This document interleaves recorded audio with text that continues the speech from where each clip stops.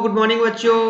आज के सेशन में हम लोग वेलोसिटी वर्सेस टाइम के बीच ग्राफ को देखेंगे, जिसमें कि हम लोग इससे पहले पोजीशन टाइम ग्राफ का स्टडी कर चुके हैं, कई सारे लेक्चर देखें और उसमें हमने एमसीक्यू क्वेश्चन भी किए थे, जिसमें कि कॉम्पिटिटिव लेवल में किस तरीके का क्वेश्चन पूछा जाता है वो सारा हमने देखा।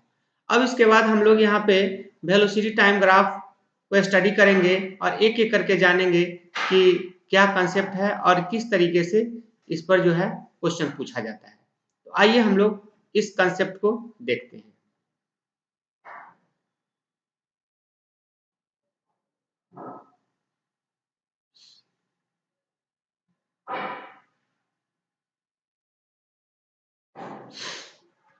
देखिए यहाँ पे हम लोग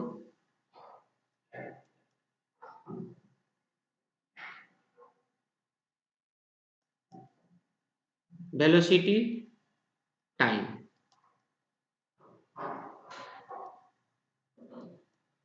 ग्राफ को देखेंगे। इसमें वेलोसिटी टाइम का जो ग्राफ है, इसमें अगर मान लीजिए कि सबसे पहले यदि हम ये आपका वेलोसिटी है,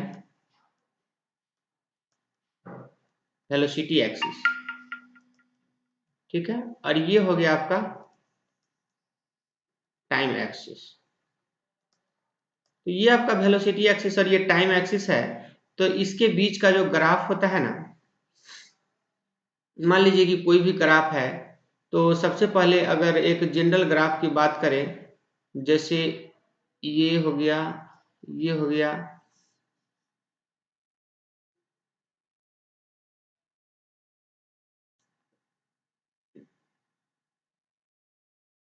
इस तरीके का ग्राफ हो गया, ठीक है। तो अगर ये ग्राफ है तो ये वेलोसिटी वर्सेस टाइम का ग्राफ क्या देता है, तो इसके बीच का जो एरिया होता है ना, ये एरिया आपको डिस्टेंस या डिस्प्लेसमेंट देता है। दो तरह की चीजें होता है, ठीक है। तो यहाँ पर हम लोग जैसे मान के चलिए कि एक मिनट, थोड़ा सा कैमरा में प्रॉब्लम आया है, ठीक कर ले इसे। ठीक। तो देखिए यहाँ पर क्या है कि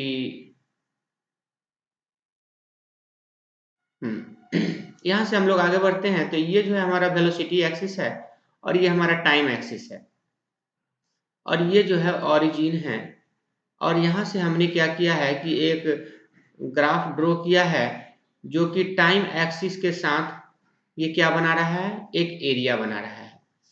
अगर यहाँ पर एरिया बनाता है तो ये जो एरिया होगा ये क्या होगा, तो यहाँ पर दो तरह की बातें हैं। मान के चलिए कि यदि ये एरिया ए है, ये एरिया बी है और ये एरिया सी है, ठीक है। तो ये जैसे मान लीजिए कि ये नीचे की तरफ होगा तो ये निगेटिव वेलोसिटी होगा और इधर पॉजिटिव वेलोसिटी होगा। तो यहाँ पर जो है ये बी का जो एरिया होगा ये हमें क्या देगा, निगेटिव में देगा। तो यहाँ से अगर हम देखें कि पहले हम लोग डिस्टेंस निकालें, तो डिस्टेंस यदि निकालना चाहते हैं तो डिस्टेंस इज इक्वल टू यहाँ से ए का मॉड प्लस बी का मॉड प्लस सी का मॉड, ठीक है। मतलब इससे हमारा जो है टोटल डिस्टेंस निकल गया।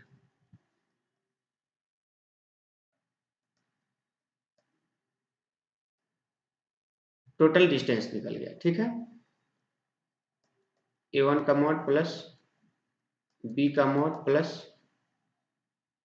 सी का मॉड, ठीक है।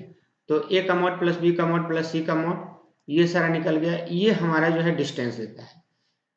लेकिन जैसे ही हम लोग डिस्प्लेसमेंट की बात करेंगे तो ये जो डिस्प्लेसमेंट होगा,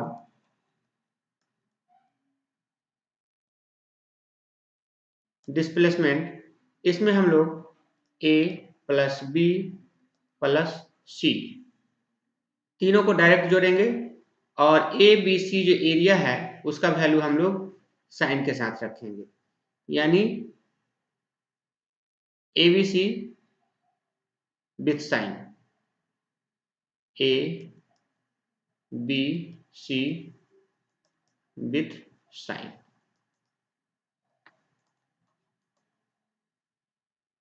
एबीसी जो है वो क्या लेगा, साइन के साथ जो है रखा जाएगा, तब जाकर के यहाँ पर डिस्प्लेसमेंट का वैल्यू। ठीक है, ये चीज। अब यहाँ से एक चीज देखेंगे कि जैसे मान लीजिए कि हम तो यहाँ पे क्या किए हैं कि ये हमारा डिस्टेंस निकल गया, टोटल डिस्टेंस निकल गया और ये डिस्प्लेसमेंट निकल गया। अब मान के चलिए कि यहाँ पे ये वेलोसिटी है और ये हमारा टाइम का एक्सिस है, तो इसको हम लोग आगे के ग्राफ में देखते हैं। एक मिनट।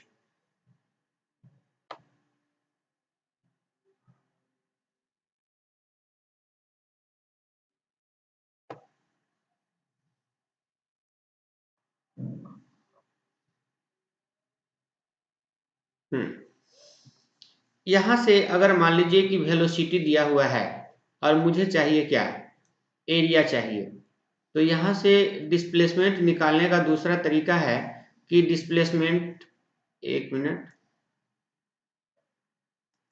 मान लीजिए कि यहाँ से वेलोसिटी मुझे दिया हुआ है, किस टर्म में, टाइम के फॉर्म में। Velocity given in the form of displacement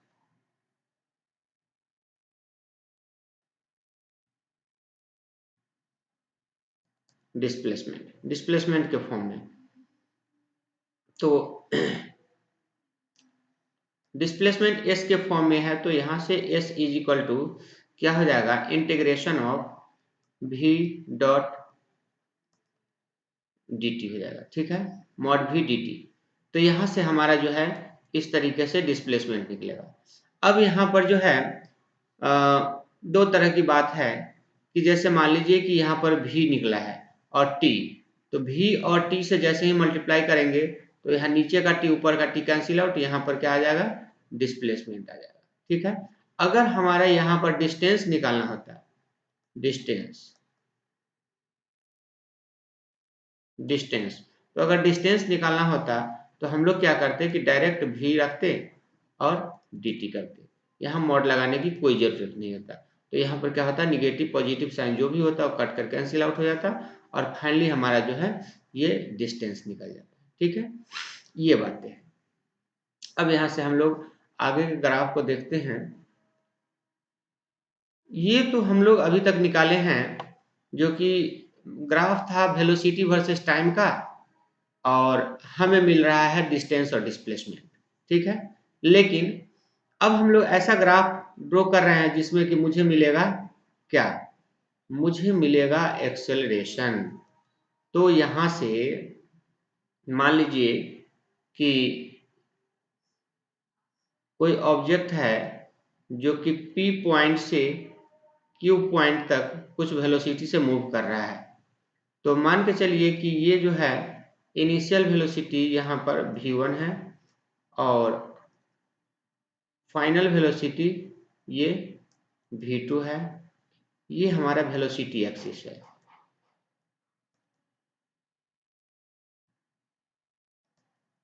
और ये हमारा टाइम एक्सिस है।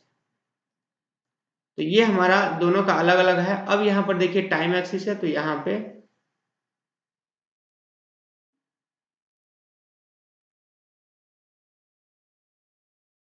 ये हो गया, तो यहाँ से t बराबर t1 और ये t2 टाइम है। तो यहाँ से हम लोग क्या देख रहे हैं कि यहाँ पे हमारा जो है वेलोसिटी वर्सेस टाइम के बीच जो है ग्राफ दिया हुआ है, और वेलोसिटी वर्सेस टाइम के बीच जो ग्राफ है जिसमें कोई ऑब्जेक्ट है जो P पॉइंट से Q पॉइंट तक मूव कर रहा है। ठीक है, तो यहाँ पर हमारा जो एक्सेलरेशन होता है, एक्सेलरेशन के बारे में हम लोग जानते हैं कि एक्सेलरेशन आपका change in velocity with respect to change in time interval होता है। यानी अगर इसे फार्मूला के फॉर्म में यदि हम लिखे तो change change in velocity, change in velocity bye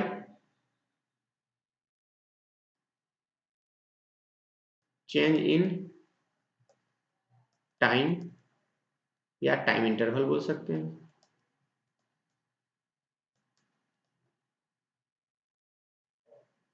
ठीक है, दोनों चीज बोल सकते हैं। अब ऐसी स्थिति में चेंज इन वेलोसिटी है, यानी कि v2 माइनस v1 बाई यहां से हो जाएगा t2 माइनस t1।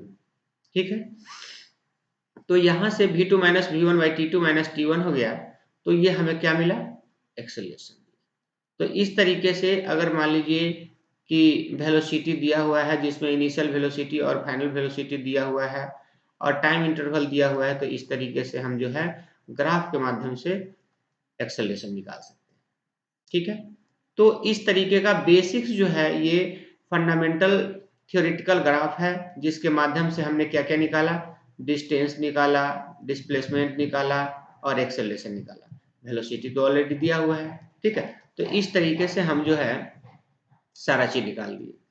अब हम लोग यहाँ से आगे बढ़ते हैं और सबसे पहले हम लोग वेलोसिटी वर्सेस टाइम के बीच का जो ग्राफ है उसे हम लोग निकालने का प्रयास करते हैं। तो जैसे मान लीजिए कि ये हमारा फर्स्ट ग्राफ है,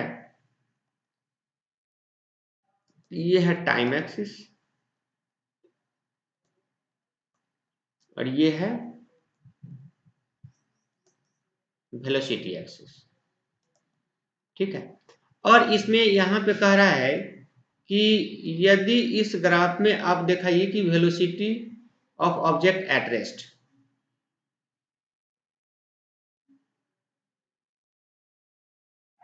वेलोसिटी ऑफ ऑब्जेक्ट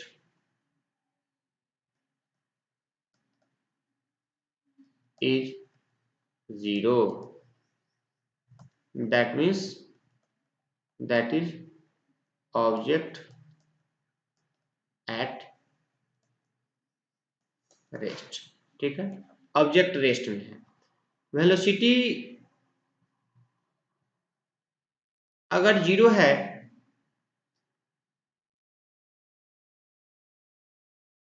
तो ऑब्जेक्ट यहां पर क्या है, रेस्ट में है। तो ऑब्जेक्ट यदि रेस्ट में होता है तो इसका मतलब है कि मान लीजिए कि इतना वेलोसिटी पे आकर के और यहाँ पे वेलोसिटी यहीं पे है और टाइम कंटिन्यू चल रहा है, जैसे 1 second, 2 second, 3 second, 4 second,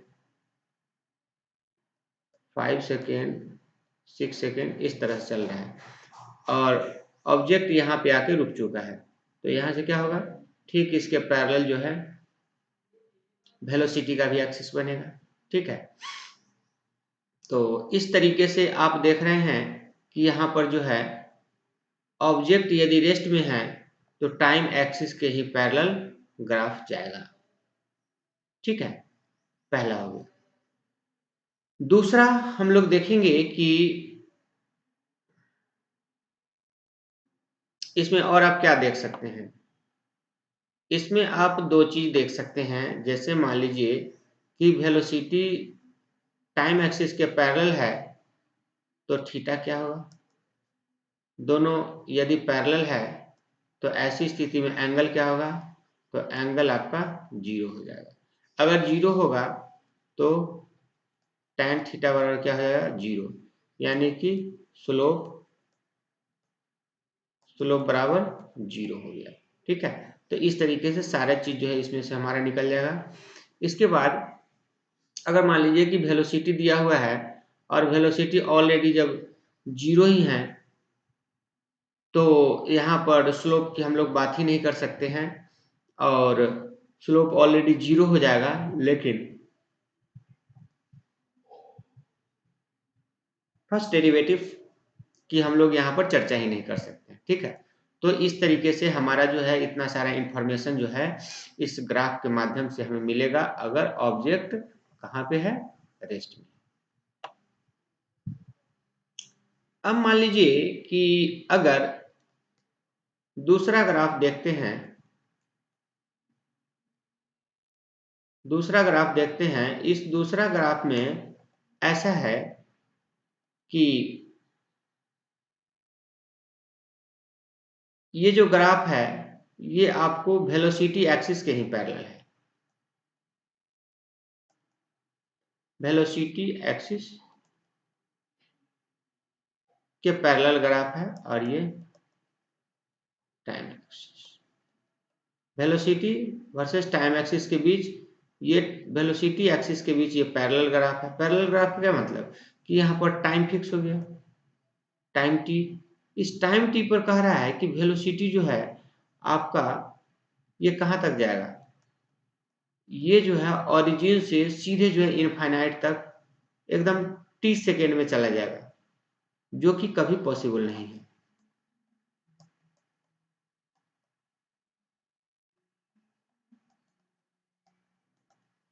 impossible है। अगर इस पर हम लोग एंगल की बात करें तो टाइम एक्सिस के साथ ये 90 डिग्री बनाता है।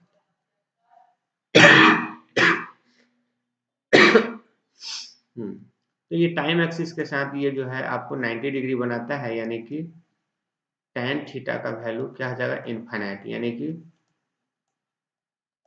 स्लोप क्या हो जाएगा, इनफाइनाइट हो जाएगा। अगर स्लोप इनफाइनाइट हो गया,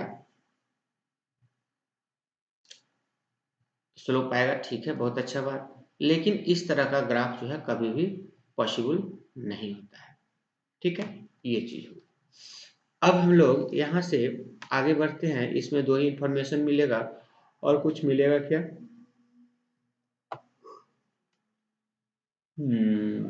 नहीं, बस यही दो तीन मिलेगा।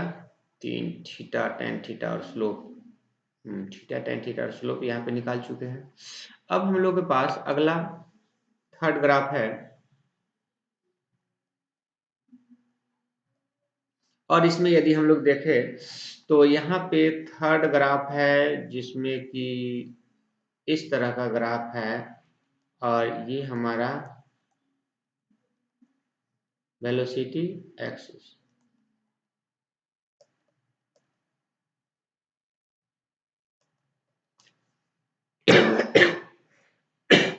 और ये टाइम एक्सिस हो गया। इस ग्राफ में देखिए, इसके बीच का जो ग्राफ है ये ओरिजिन से पास कर रहा है। कहाँ से पास कर रहा है? ओरिजिन से। जैसे ही ये ओरिजिन से पास कर रहा है, इसका एंगल फिक्स है। मान लीजिए कि ये थीटा दिया हुआ है। अगर थीटा दिया हुआ है तो क्या क्या इसमें हो सकता है? तो सबसे पहले तो थीटा आपका फिक्स है, फिक्स। अगर फिक्स है तो स्लोप आसानी से निकल जाएगा। स्लोप बराबर tan थीटा, और tan थीटा दे दिया तो यहाँ से D we by D T, यही तो स्लोप हो जाएगा। और जैसे ही D we by D T, अगर मान लीजिए कि भी जो है किसका फंक्शन है, अगर t का फंक्शन है, फंक्शन ऑफ t, अगर t का फंक्शन है तो इसका मतलब है कि यहाँ पर क्या हो जाएगा, ये हमारा जैसे ही फर्स्ट डेरिवेटिव निकालेंगे तो ये जो हमारा tan थीटा आ रहा है, ये जो हमारा स्लोप आ रहा है, यही हमारा एक्सेलरेशन निकलेगा। क्या कहलाएगा? एक्सेलरेशन। और यही एक्सेलरेशन आपका जो है, मान लीजिए कि ये हमारा स्लोप है m, तो यहाँ से tan थीटा बराबर m दिया, तो थीटा बराबर क्या हो जाएगा, tan इनवर्स m। ये हो गया। दूसरा हम लोग ऐसे लिख सकते हैं कि tan inverse d we by D t. ठीक है, और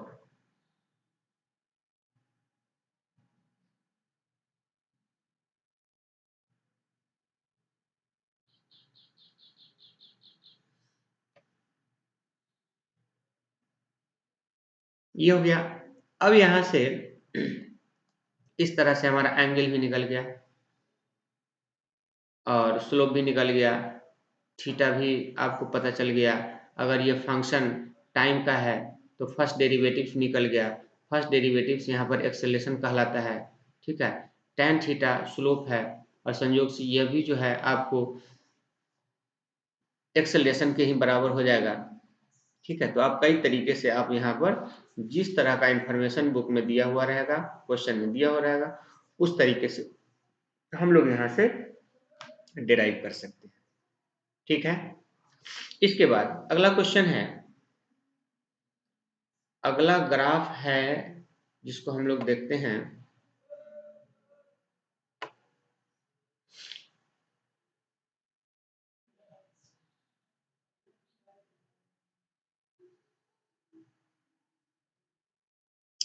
इस लेक्चर में इतना ही रखते हैं, इसके आगे का जो ग्राफ है वो हम लोग नेक्स्ट लेक्चर में देखते हैं, ठीक है। तो आज के लिए इतना ही रखते हैं, मिलते हैं नेक्स्ट लेक्चर में। Thank you.